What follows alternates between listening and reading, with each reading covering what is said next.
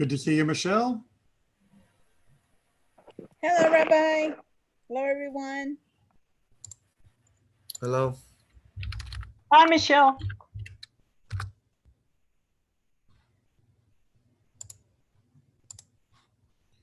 And get the Zoom link for the YouTube chat.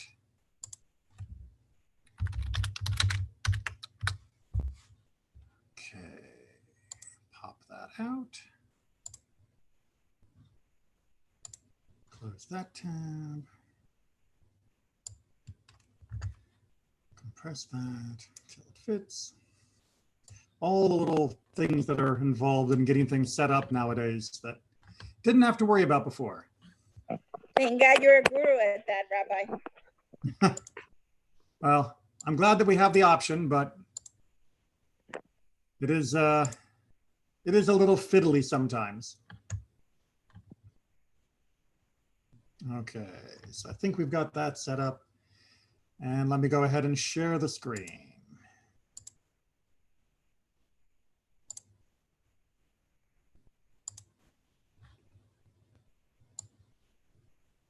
Put everybody where I can see them still. And that gives me our text, as well as our chat, as well as the YouTube chat, as well as actually seeing human beings, which is nice. I'm a big fan of seeing human beings.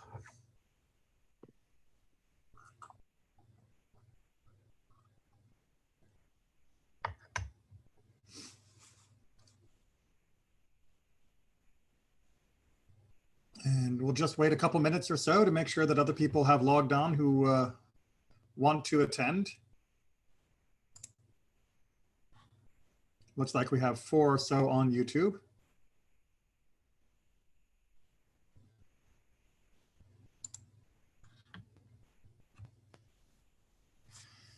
A reminder to our YouTube viewers, you are on a slight time delay. That means that if you have a question, please go ahead and type it in the chat box, and I will try to respond to it as soon as it shows up on my screen.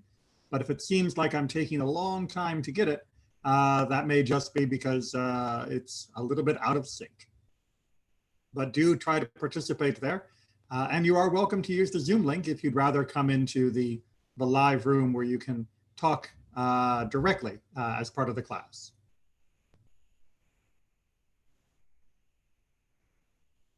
Hearing some thunder rumbling in our distance. So if I lose power, everyone will know what happened.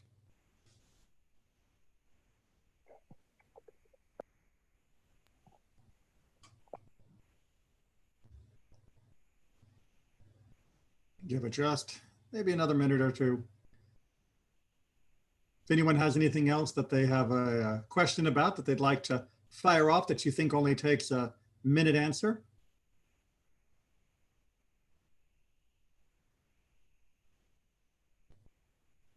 I know questions are often short to ask, but long to answer.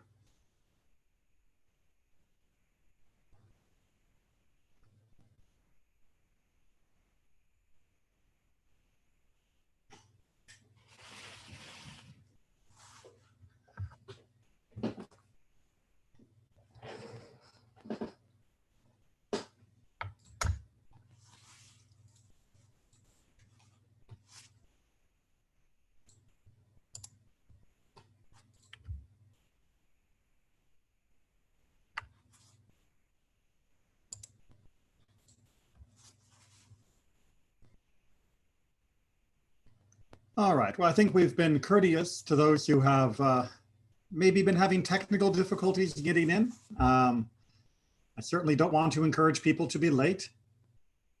So we're going to go ahead and begin. So if you are a regular studier of Torah, which I hope you all are, you will have gotten into the habit on Saturday afternoon of checking the calendar for what is the next parasha, what is the next section to read. And if you did so, you would have noticed that, well, there isn't exactly a next parasha this week. That is to say, officially on Shabbat, because this Shabbat is the second day of Shavuot. And when Shabbat and Shavuot overlap, we postpone the usual Torah portion reading and instead read a special selection for the holiday of Shavuot. Now, we happen to have covered that section in other classes. If you go to Parashat Re'eh throughout the archives, you'll find different discussions of that Torah portion.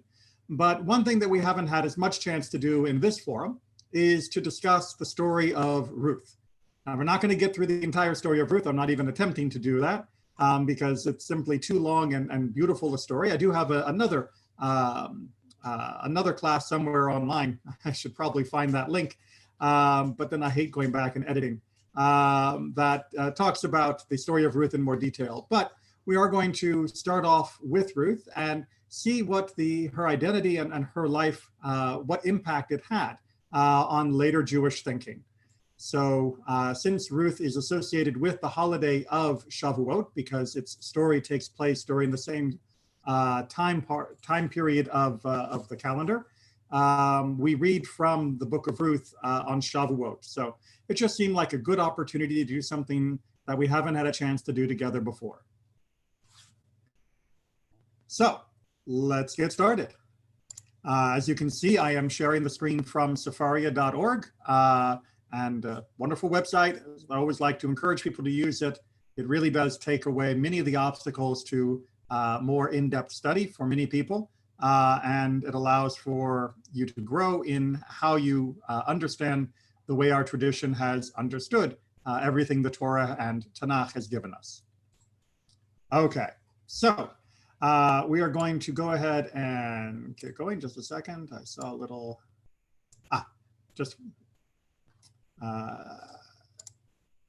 hold on, there we go.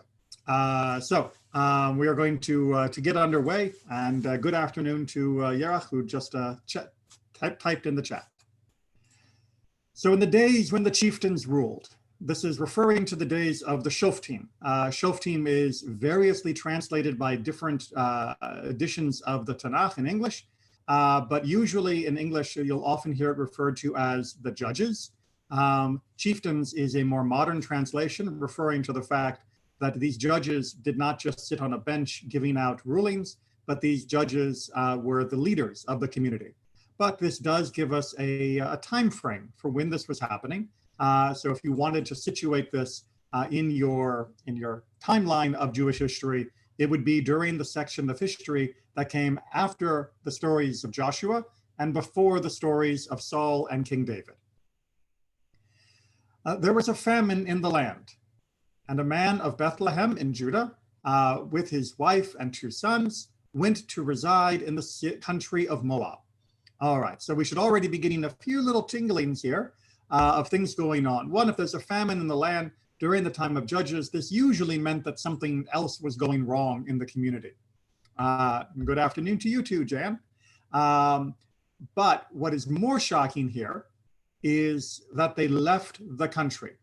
This is not considered to be the appropriate response, especially going into the country of Moab. Moab was one of our eastern neighbors, and we had had rough dealings with Moab in the past, especially during the time of leaving during the Exodus. We'll loop back on exactly how the Torah tells us to work with that. And good morning to you, Loretta. It's still morning for you, afternoon for us, the wonderful world of time travel. So the man's name was Elimelech, his wife's name was Naomi, and his 2 sons were named Machlon Chilion. I hate the English version of it, Chilion, but Chilion is a better way of putting it, or Chilion. And they were Ephraimites of Bethlehem in Judah, meaning that was their clan. They came to the country of Moab and remained there. The hint there, our commentator says, that they stayed even after the famine in Bethlehem had finished. Elimelech, Naomi's husband, died, and she was left with her 2 sons. They married Moabite women, one named Orpah and the other Ruth, and they lived there about 10 years. Then these 2, Machlon and Chilion, also died. So the woman was left without her 2 sons and without her husband. Now, if you are a connoisseur of biblical metaphor, you will know that a woman who is both a widow and a woman without her own children to look after her is considered one of the most vulnerable segments of the population. Now, in the Torah, there are many different rules and regulations of how we are meant to support both women like this as well as anyone else who is desperately poor. However, those rules apply within the Jewish community of Israel, since many of them are based around the land. With Naomi being in Moab, she has no access to any support structure at all. So she started out with her daughters-in-law to return from the country of Moab. For in the country of Moab, she had heard that the Lord had taken note of his people and given them food. So she came from Beit Lechem, she came from the house of Lechem, and went to Moab in order to escape a famine. Now she is left without anyone to provide for her, even if Moab itself is doing fine. And so what is she going to do? She is going to return to the place of her birth. And because she has found out that they have given them food, which actually in the literal Hebrew is not just food, it is the word lechem. And someone's trying to call me, even though I said they could call me much, much later. Okay, so with this, it's just a little wordplay that's happening there, is that she left Beit Lechem, the house of food, to go to Moab, and now she is returning because she has heard that Lechem is back in the land. Accompanied by her two daughters-in-law, she left the place where she had been living, and they set out on the road back to the land of Judah. But Naomi said to her two daughters-in-law, "Turn back, each of you, to her mother's house. May the Lord deal kindly with you as you have dealt with the dead and with me." So basically, what Naomi's trying to do here is say, you know, there's not much more I can do for you. And I don't want to drag you with me because that's not fair to you. Go back to your households. Go back to the household of your actual birth mother. And I hope that God deals kindly with you because you have dealt well with the dead and with me. The dead referring to the two dead husbands. May the Lord grant that each of you find security in the house of a husband. And she kissed them farewell, and they broke into weeping. And they said to her, "No, we will return with you to your people." So clearly, both Orpah and Ruth had built up a strong attachment to Naomi and were willing to go with her back to the land of Israel. But Naomi replied, "Turn back, my daughters. Why should you go with me? Have I have any more sons in my body who might be husbands for you?" This is referring to the idea of a levirate marriage, where if they died childless, which they seem to be, then they would be able to marry the brother-in-law in order to have a child. Can I make the Sefaria text bigger? I can do my best, but the zoom on Sefaria is not always a great feature. So I think that's about as big as I can get it without messing up the rest of the interface. So as I mentioned, with the levirate law, then there might have been hope that if there was another son back in Israel, that they could at least marry him. But Naomi is past the age of having children. There are no more children that are likely to be born to her, and therefore she cannot guarantee them anyone as being close in line to succession who would be willing to marry them. And without a husband, then they will be even more desperate straits back in the land of Israel than they are in the land of Moab. Turn back, my daughters, for I am too old to be married. Even if I thought there was hope for me, even if I were married tonight and also bore sons, should you wait for them to grow up? Should you on their account debar yourselves from marriage? Oh no, my daughters, my lot is far more bitter than yours, for the hand of the Lord has struck out against me. Right, so she is feeling especially bitter because everything has fallen apart for her in this foreign land, and she at least is recognizing that her daughter-in-laws, they have an option. They have opportunities here in the land of Moab. They broke into weeping again, and Orpah kissed her mother-in-law farewell, but Ruth clung to her. So Orpah eventually agrees with Naomi that it is best for her to return to her own land and to stay and to her own household and to not go to the land of Israel. But Ruth does not, right? Ruth cleaves to her, one of those great English words that means two opposite things. Cleave can mean to break apart, and cleave can mean to stick together. And so Ruth clings on to Naomi, and Naomi says one more time. So she said, "See, your sister-in-law has returned to her people. and her gods, go follow your sister-in-law, right? Go back to your ways, go back to your people. But Ruth replied, do not urge me to leave you, to turn back and not follow you. For wherever you go, I will go. Wherever you lodge, I will lodge. Your people shall be my people, and your God, my God. Where you die, I will die, and there I will be buried. Thus and more may the Lord do to me, if anything but death parts me from you. So this is considered to be one of the most powerful statements of faith and attachment for a person to attach not only to Naomi, not only to someone that they love and say that nothing will separate us, but to also say wholeheartedly that you are willing to throw in your lot with this entire group of people and with their God. This is still used as the template for what a person is hoping to achieve when they go through the conversion process, as Ruth would have had to have done since she was not born Jewish, to say that you are willing to adapt and adopt to all of the ways of the Jewish people and to hold on to them and to God wholeheartedly. All right, so, excuse me. With that as the basis of the story of Ruth, and now that she goes back, I'm just going to give you the quick synopsis so that we can get to our commentary. So Ruth goes back with Naomi. They are still, of course, desperately poor, but they do discover that the laws of gleaning are still there, that those who are poor are still allowed, as the Torah says, to go and to pick up the fallen sheaves and other things that have dropped and the corners of fields in order that they can be sustained from the farms of their brethren. So Ruth does this according to the laws of Torah, and she is noticed. She's noticed by a man named Boaz. And Boaz takes particular note of her, and with the help and guidance of Naomi, they discover that Boaz is actually a distant relative, and that he has the opportunity to redeem the land that was part of Elimelech's land, as well as redeeming Ruth, meaning to marry her since she had died childless. And that is sort of the tension of the story, which eventually unfolds that indeed Boaz and Ruth get married, and they have a line of children, which ends which ends with David, who of course becomes king. So Ruth, this woman who began as this foreigner, this Moabitess, this idolater, shows herself to be this strong, courageous, and kind person. And in the end, that leads us to the lineage of King David. All right, so I'm just going to pause real quick. Anyone have any questions on that very, very brief synopsis of what happens next in the story? Yeah, Rabbi, I have a quick question. Mhm. I'm curious as to were they Levites, or was that law applied to all of Israel?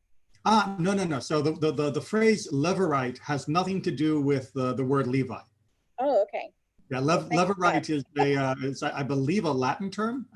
It's either Latin or Greek, but I'm pretty sure it's Latin. It doesn't actually refer to the Levites themselves. Okay, that's what confused me. All right, thank you. I was there one day when I began doing all of this, years ago. I also thought that the word Levirate had some connection to Levi, but nope. And actually in Hebrew, the word is Yibum, which is very distinct from the word Levi. All right, thank you. All right. Any other questions before we move to our commentary? Okay, then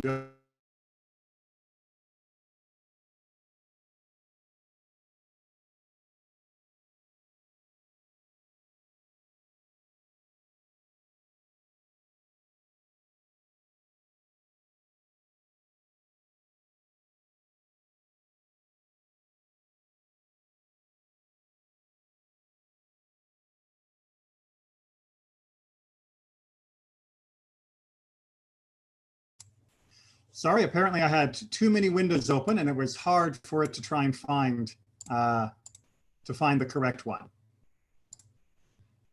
And if you'll give me just a second, I need to bring over the chat window. All right. Okay. So let's review. Why is this whole Moabite ancestry so interesting and so important? Well, we see from Deuteronomy 23, an Ammonite or Moabite shall not enter into the assembly of the Lord. Even to the 10th generation shall none of them ever enter into the assembly of the Lord. Now, the Ammonites and Moabites were ancestrally related to Abraham. They were descended from Lot, who was his nephew. But they did not treat us well as we were entering into the land of Israel from the land of Egypt. And so there was this edict that is given in the Torah saying that an Ammonite and a Moabite would not be permitted to ever become Jewish. They would not be allowed to convert, which is a little odd because Ruth is from Moab. So that seems like she should have been disqualified. And to have her then as the ancestor of King David seems rather odd. But never fear, the Mishnah explains to us an Ammonite and a Moabite are forbidden to enter into the congregation of the Lord, and their prohibition is forever. However, their women are permitted at once. So the rabbis, when they're reading the Torah, they notice that the Torah is an inflected language, meaning that it does indicate gender in the names of nouns. And the word in Hebrew is the masculine form. And so the rabbis interpret that to mean, especially in light of the actions of the book of Ruth, that it must be only the males of the Ammonites and the Moabites that are not permitted to convert and join into the Jewish people, but that the females, the women, are allowed to convert and join. Now, for those of you who are worried still about the exclusion of male Ammonites and Moabites in the modern world, you need not fear. All the way back in the days of the Mishnah and Talmud, the rabbis recognized that the national ancestry of that entire area had become jumbled, meaning that because of the actions of Sennacherib and then later with Nebuchadnezzar, people who lived in Moab were not actual Moabites anymore. And since you go after the majority in order to determine somebody's identity, therefore you could rest assured that anybody who had a zip code that was in Moab was not actually a Moabite anymore. But at the time of Ruth, those nations were still very much in existence, and the issue of the males not moving in was still the rule. Okay, so now that we've figured out how she can get in, we want to figure out why she can get in. So we have a text here taken from Ruth Rabbah, the Midrash that is on the book of Rabbah, the Midrash that is on the book of Ruth. And it's going to take an excerpt from that earlier verse that was in chapter 1, verse 8, where Naomi is saying to her daughter-in-laws, God will deal kindly with you. So Rav Hanina, the son of Ada, said, he will deal, ya'aseh, is what is written. Meaning there's a small disagreement in how it is written and how it is pronounced. And the written form would mean as that he will deal kindly with you, which is usually the way this is translated. And then she points out each of the second parts of that verse. As you dealt with the dead, when you were occupied with their shrouds, meaning preparing them for burial, and with me, when they renounced their ketubot. So the implication here is that Ruth and Orpah renounced the obligation the family had to pay them their ketubot. So the ketubah was a promissory note that when a man died, that his wife would receive a lump sum from his estate. And the implication by what kindness could it be that Orpah and Ruth had done for Naomi directly rather than for their deceased husbands. The implication the rabbis say is that when their husbands died, they recognized that Naomi was in dire circumstances and could not afford to give up anything, let alone what would have been a more substantial sum to pay off their ketubot. And therefore they said, we will renounce that. We are not going to make a claim against whatever little you have for our ketubot. Rabbi Zera says, This book does not have anything in it concerned with impurity or purity, nor what is forbidden and what is permitted. So why is it written? Very interesting question, which echoes the same question that Rashi asks of why does our Torah begin with Genesis, even though Genesis itself, the whole book contains very few commandments. So too, the book of Ruth, there is no instruction being given here. There is no guidance of this is permitted and this is forbidden and this is pure and this is impure. So why was it added into the body? Why was it added to the canon of Tanakh? And he answers his own question, to teach us the greatness of the rewards for acts of loving kindness. Right? So yes, it isn't trying to give us any new legislation. It isn't even trying to refine our understanding of existing laws. What it is trying to do is to show us the character trait that we should be aspiring to have, this idea of chesed, of loving kindness, that needs to be our GPS, our North Star for guiding our behaviors. Because the entire story of the book of Ruth is really recounting the loving kindness done by the main characters. The loving kindness done by Ruth towards her mother-in-law Naomi, the loving kindness of Naomi towards her daughter-in-law Ruth, and the loving kindness of Boaz towards the both of them. And by extension, there's also the gentleman who could have redeemed Ruth instead of Boaz, but chose not to. The text deliberately removes his name, implying that the reward for failing to living up to loving kindness is to be erased from history. So to know that loving kindness will lead to not just the immediate rewards that all the characters enjoy, but also the long-term rewards of being the father and mother and grandmother or great-great-great-great-great-grandmother of kings is an amazing statement. And if only to teach us that would be a reason to have the book of Ruth. Questions, comments? Before we move on to another analysis of sometimes how we have lots of talk and we're not quite sure why it's in our books. All right, well, also from Ruth Rabbah, this time from the very, very end of it. Again, probably trying to speak to those who are wondering, why are we reading this nice novel about this Moabite woman? There is another teaching that gives us this additional answer. Rabbi Barachia and Rabbi Shimon, there is a parable of a king who was traveling from place to place, and a pearl fell from his head, meaning from his crown. The king stood up, and all of his servants there and the people walking by were saying, "What is up with the king and all of his servants here?" Right, so you've got the king standing up while he's traveling, and he's looking around, and all the servants are looking around. Everyone is looking around, and they saw and said, "A pearl has fallen from his head." So basically, everybody is going crazy trying to find this pearl. What did the king do? He heaped up the dust and brought in brooms and swept 2 piles, and he did not find it. So he's sweeping 1 pile, sifting through it like an archaeologist, looking through all the dirt. They don't find the pearl. Getting another pile of dirt, looking through it, don't find the pearl. In the 3rd, he found it. So they said, the king found this pearl. So the Holy One, blessed be he, said to Abraham, "Go for yourself from your native land," Lech Lecha, right? The beginning of the journey of Abraham that leads to everything later. "For you I have waited. Why do I need to trace the connection of Shem and all the other people that come from after Noah to Abraham? Only because of you. Avram, he is Abraham, and you found his heart faithful before you." This is that last line taken from the book of Nehemiah. Right? So basically it's trying to say, why did we have to go through all of the genealogies of the book of Genesis, the parashah of Bereshit, the parashah of Noach?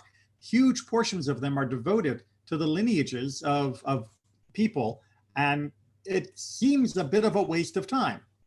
Why was it there? In order that we would know that God had gone through this much trouble to eventually find the person that would be able to carry his name into the world, that person being Abraham. And God was willing to go through all that trouble. And that way we would understand how much God cherished Abraham, like a pearl from his crown, and therefore we should cherish Abraham and the example that he set and everything that has come because of the good works that he did. Now, and so said the Holy One, blessed be he, to David, why do I need to trace the connection of Perez and Hezron and Ram and Aminadab and Nachshon and Salmon and Boaz and Obed and Jesse? Why am I tracing this lineage, this genealogy, this family tree, all the way down to Jesse, Ishai, which is David's father? Is it not because of you? I have found David, my servant. I taken from Psalms. So it's, again, God is treating David as though he were a pearl from his crown, and God is willing to tell as much as he needs to tell to show that he had gone through and sifted through all of the dust to find this pearl that would eventually become his servant, that would eventually become his king. Make sense? Yes, very interesting, Rabbi, that one simple decision, from that gentleman that did not want Ruth cut him off. I mean, it's just, I'm still blown away by that, teaching that you just did. Well, it's, good old Plony Almoni. The irony is that he was willing to take the land. He was willing to redeem the dirt, but he wasn't willing to redeem the person. And it's more than just that he lacked the kindness towards Ruth. It really showed that his priorities were reversed, that he valued the property more than he valued a person. And yeah, when you live like that, you can't expect history to remember you well. Wow, amazing. Amazing. Thank you. All right, so this, however, leads us to still wonder, but was there no prejudice in the ancient world? I mean, granted, racism as we know it by genetic and skin color type of racism was not a real natural occurrence in the ancient world, but there was definite attitudes of one nation towards another. Nations that had long been rivals or enemies would often have a very negative view on each other. If you look through any ancient writings from any of the ancient countries, they often look down their noses on their neighbors as being just, barbarians. So here we have this wonderful example of God showing the world how much he is willing to treasure David, that he was willing to tell this whole story of all of these people, of all these generations. But in doing so, he's also exposing what could be considered a shameful part of David's heritage, which is that he is from a Moabitess, that he is from a woman of Moab. So the Midrash continues, Rabbi Abba, son of Kahana, began, so tremble and sin no more, ponder it on your bed and sigh. So as is usual in many Midrashim, they're going to take this passage and apply different interpretations to each phrase, each part of it. Tremble and sin no more, right? What's the trembling here? What is the sin that we're talking about? David said before the Holy One, blessed be he, until when are they going to cause me to tremble and say his family is illegitimate and is he not from Ruth the Moabitess?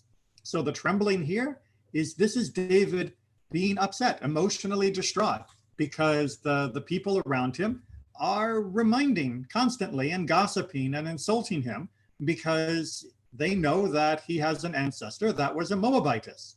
And he is feeling not exactly shame, because I don't think he was embarrassed by her, but he was definitely upset that people continued to mock and insult him in this manner. And he wants to know, when is this going to stop? All right, so that's the trembling. By the way, by implication, that is also the sin being the harassing and the gossiping and the reminding of something that might have been considered embarrassing in a person's ancestry. Ponder it on your bed and sigh is actually the rebuttal, meaning this is what should be thought of. This is what those people who are insulting him should think. But did you not come from two sisters, right? Look at how your roots are and be quiet. So the story of the Jewish people as a whole is that we came from Jacob, yes, but who was Jacob married to? To Rachel and Leah. Rachel and Leah were two sisters, And if you've actually read the rest of the Torah, you know the Torah forbids a man from being married to two sisters at the same time. So if you're going to make fun of David for having a Moabitess in his ancestry, then you have to mock the entire Jewish people for having two sisters as their ancestry. You might say people in glass houses shouldn't be throwing stones, pot calling kettle black, whatever phrase you want to use. This is rank hypocrisy, is what God is reminding the people of Israel. That if you want to mock people for their ancestry, then everybody can be mocked for their ancestry. And also Tamar, who took Judah. Did he not invalidate the family? We have the story of Judah, who also gets involved in a Levirate marriage situation back in the book of Genesis. And if you want to be insulting, you could say that him hooking up with Tamar, who was pretending to be a prostitute, that really also casts a big shadow on the whole tribe of Judah. So let's be careful before we start insulting people's ancestry. And before we're using this as a way of mocking or humiliating them, right? What connection do you trace for yourselves? Do you think your own family tree is so pure and so perfect that no one can possibly ever say anything embarrassing about you? We know just by being Jewish that there are things that could be used as insults, whether it be the story of Judah and Tamar, or whether it be the story of Rachel and Leah, the two sisters married to one man. So best to just shut your mouth and stop insulting people about their ancestors. Any questions before we flip the page?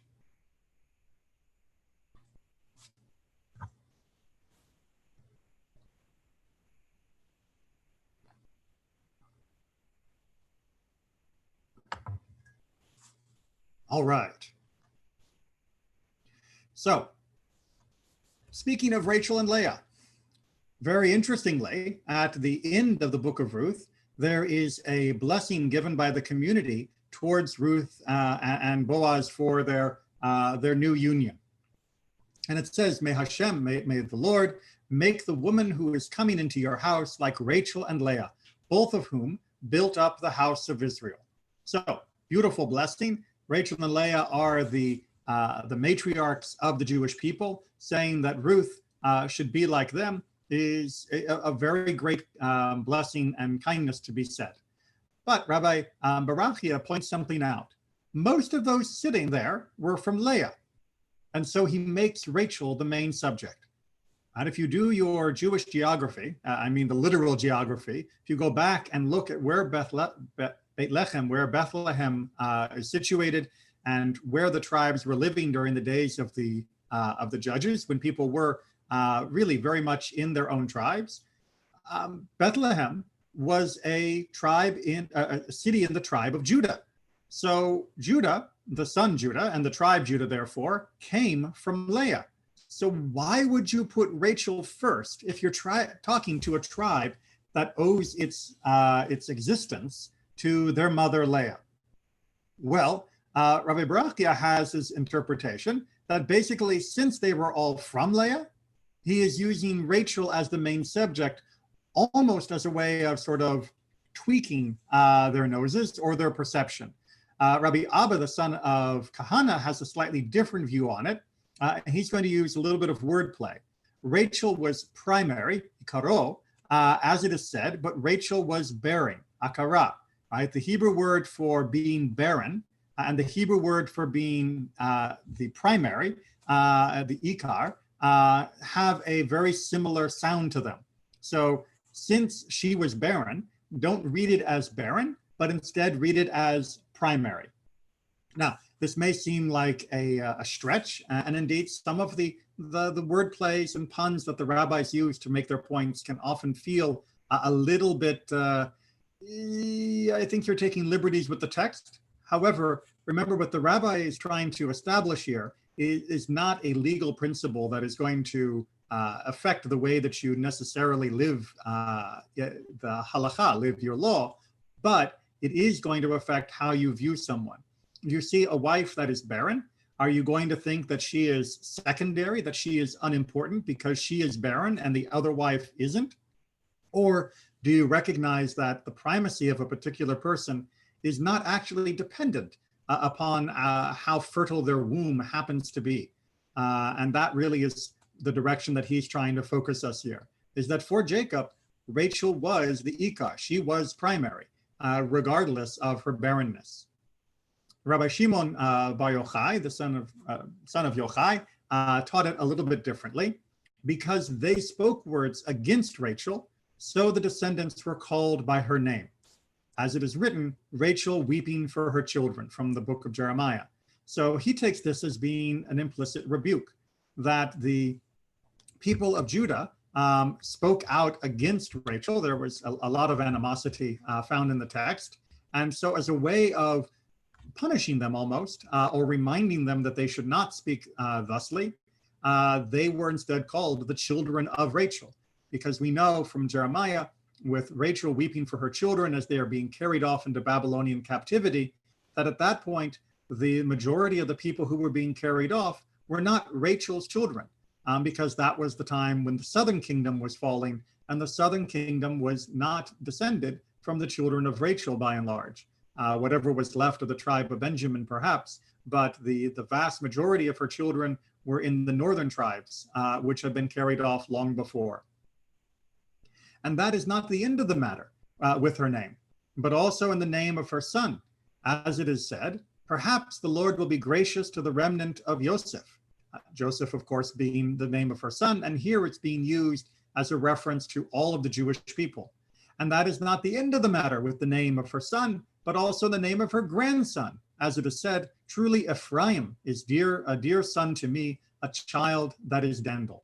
So again, all the way through till the very last days of the southern kingdom, when the majority of Jews were not descended from Rachel directly, God is having his prophets refer to the Jewish people by using titles that are taken from Rachel's son, and from Rachel's grandson. And so reinforcing over and over again that we are all one people, we are all connected. For those of you that are interested in liturgical history, this is one of the reasons, but the fact that the Torah always names Rachel first in all of its lists, as well as the rest of Tanakh, that when we include the Imahot, when we include the matriarchs in our Amidah, that we list them as Rachel and Leah in that order, even though Leah technically was married first, and even though Leah technically had children first, because Rachel was considered primary, and was considered primary for many of these reasons, her name is listed first. So if anybody's ever felt deeply offended that Leah was not listed first, since she had more kids and since she was married first, please try to bear in mind that the rabbis felt that it was entirely appropriate that Rachel be listed first. And it is not to disparage Leah at all, but in fact, the contrary, it is to prevent the descendants of Leah from disparaging Rachel. Any questions before we return to our discussion of kindness?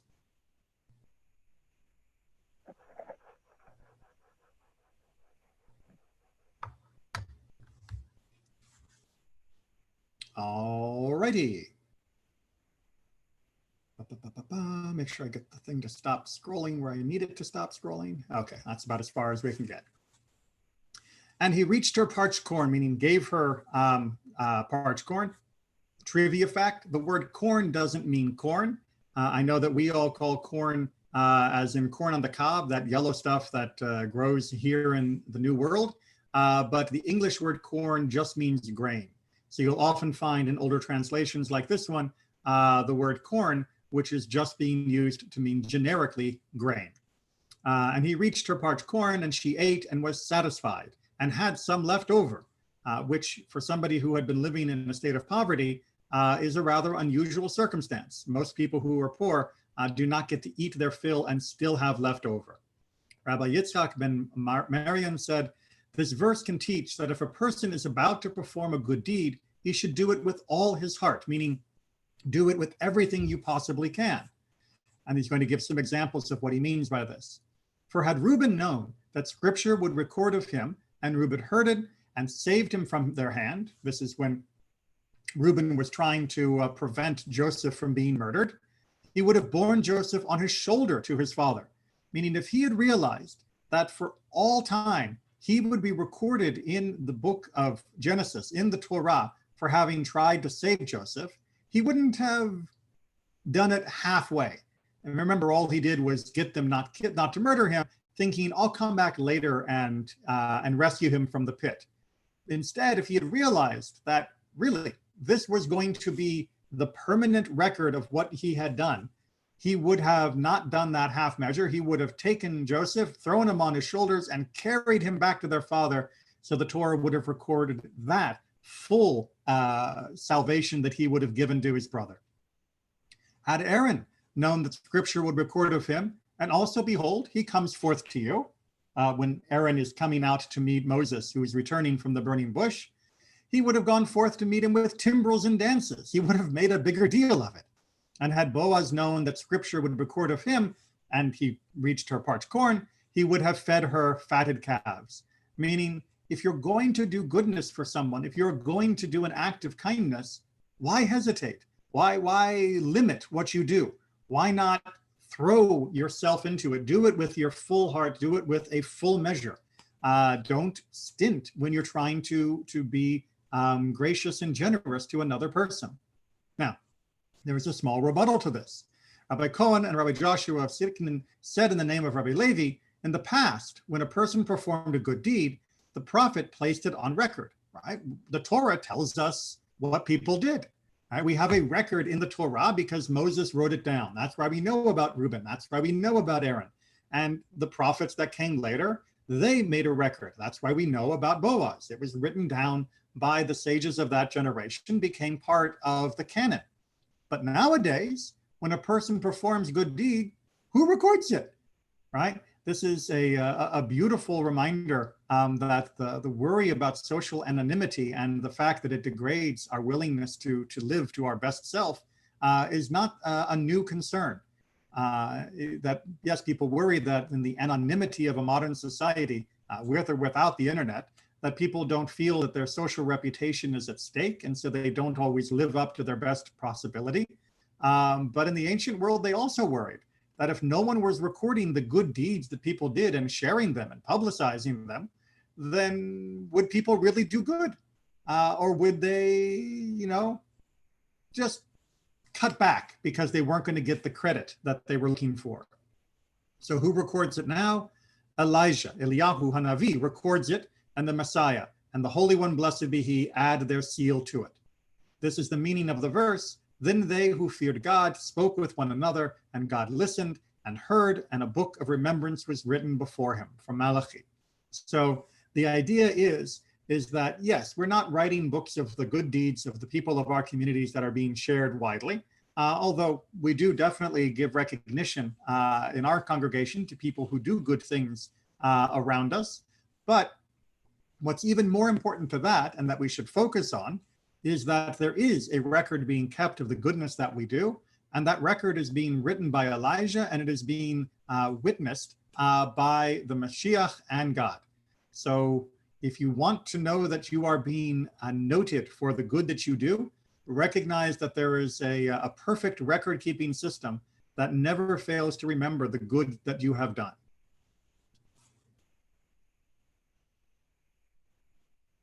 Any questions before we move to our last text?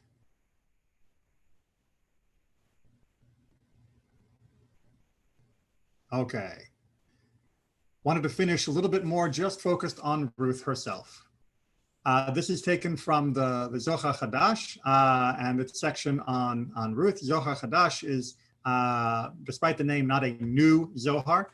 It is a collection of manuscripts that are not in the Zohar itself, but were circulated and studied contemporaneously at the same time as the Zohar itself. Rabbi Yosef ben Kisma said, "I would be amazed if this scroll of Ruth came for anything other than to establish the lineage of the seed of David, that it came from Ruth the Moabite. It doesn't tell anything else." Now, it doesn't tell anything else? Why do I need the whole thing, right? Wait a minute, if I'm only reading this book in order to know this is David's ancestry, as we talked about at the beginning, then do I really need the whole book? Couldn't that have just been inserted in the book of Samuel and we could have known that there was this woman named Ruth and she was a relative. So why do I need the entire book? To document the origin from Boaz, who married Ruth, and trace it to David? No, the implied rhetorical no. Rather, all is needed for the sake of this righteous woman, right? The book of Ruth wasn't written for David. The book of Ruth was written for Ruth. This righteous woman who came to convert, to shelter beneath the wings of the Shekhinah, to make, and to reveal her humility and modesty and her righteousness, right? That is why we have the book of Ruth. It is not just to tell us about the genealogy of David.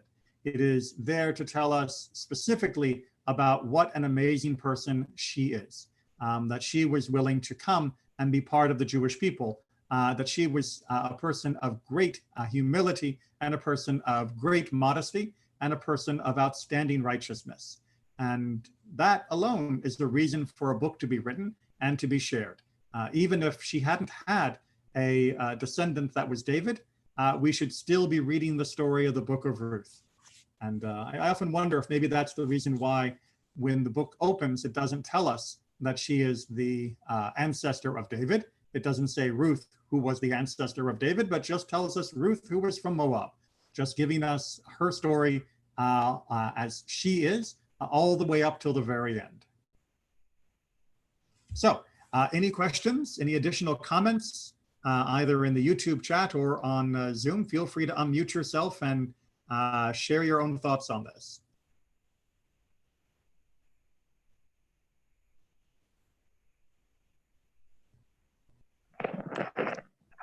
Thank you for giving the explanation on the Rachel. When we pray Rachel and then Leah, Mm-hmm. I wondered the same thing. And so it's nice to know that, okay, that explains why we're doing it in that order. In a way, it's, even protecting, even anyone, that may seem like it's small, may seem like it's not important. It is important, to be included and to be, honored. So that was interesting. Thank you. Welcome. It's something that people should always remember, that in our liturgy, we've had 2,000 years of fine tuning that has gone into the particulars of the Nusach, the way that things are ordered and the words that have been chosen. And all of them are based on deep debates, discussions, and reflect a lot of additional ideas and concepts and things that we should be mindful of.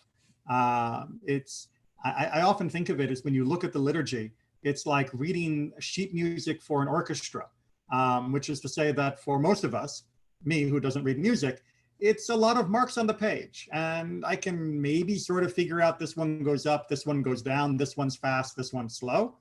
But if you know how to read the music, then you can hear the orchestra of different ideas that is going into each and every phrase that's in our tefillah. And that is all hooked back and linked to multiple layers of concepts and teachings that can be working on multiple layers of your mindfulness as you go through the tefillah. But that's one reason why we now use the Lev Shalem Siddur, because it is much better at giving references, especially on that right-hand side of the page, and explanations of why those prayers were written and what some of the phrases mean. It's not exhaustive, but it is a great start. I truly believe that it's almost perfect, because when you're doing it every morning, then you realize that everything that you're actually praying about or davening about is everything that you could worry about during the day. That's pretty powerful. Yes. That so many things are covered, in the prayers, either in the morning or in the afternoon or at night. But to me, it's very special in the morning, because it's so important to just feel like, okay, Hashem, thank you for giving me the wisdom to be able to be successful during the day. That's what you need, so that you make the right decisions. And then at night, you recall and say, okay, I didn't make the best decision here, but thank you for your mercy and helping me be able to become better. It's just a beautiful way of the selections, and like you're saying, the selections and the wording that was selected to me is just so on point with the daily task of our lives, so I enjoy that. It's almost like the people of the ancient world and of the Middle Ages and of the Renaissance and of the Enlightenment and all of the scholars who have worked on it over the centuries. It's almost as though they had the same worries, the same concerns, the same hopes, the same dreams, the same underlying passions, the same frailties as modern humans do. It's like they were human too. So yes, it is a beautiful thing. And as we go along, Rabbi, that you said that, as we go along in life, it enlightens certain parts of those, the davening, the tefillah, it just enlightens certain parts that you just, pray through it, but since you didn't experience it, you really didn't see it until go through there and you're like, oh my God, this is covered. Thank you, Hashem. I've been praying all this time, and now is when I see the circumstance or situation. And it's fascinating how, yes, it was written so many years ago, but yet it becomes alive every day in your life in certain areas, depending on what you go through. It was fascinating. That's one of the things that makes sure that tefillah is always a living experience rather than just mechanical. Any other questions, comments? If not, I'll remind people that are interested that the Mishnah class is tonight at 7 p.m. And the Pathway to Judaism class, which I would normally be hosting tomorrow night at 6 o'clock, it has been preempted because we are beginning the holiday of Shavuot. And so you'll have to wait till next week to get the next unit of that. But if you are in Orlando or just would like to tune in, go to the Jewish Federation of Orlando, jfgo.org, and check out the Shavuot program that the community is jointly participating in. It's going to be a wonderful evening. And then we'll have our regular live streaming services on Friday morning, Friday night, and Saturday morning. Take care, everyone, and Chag Sameach. Thank you, Rabbi. Chag Sameach, everybody. Thank you, Rabbi.